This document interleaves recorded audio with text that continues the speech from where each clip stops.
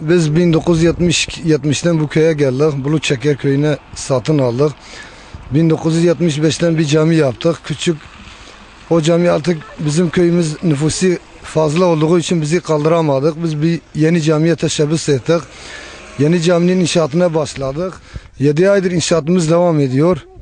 İnşaatımız şu an yarıdan kalmış. Gücümüz kalmamış. Bizim burada Karacadağ bölgesi kırsal kesimdir. Hayvancılıkla uğraşıyoruz. Geçimimiz hayvancılıktır. Hayvancılık da para etmiyor.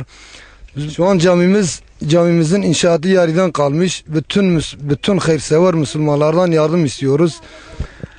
Ev cami meçe kiriye. Maliyeta wî trilyonek zêde. O köylü fakirin. Cê naqedî yarî de mayî em dixwazin bisulma dest bavên vê camiyê biqedînin.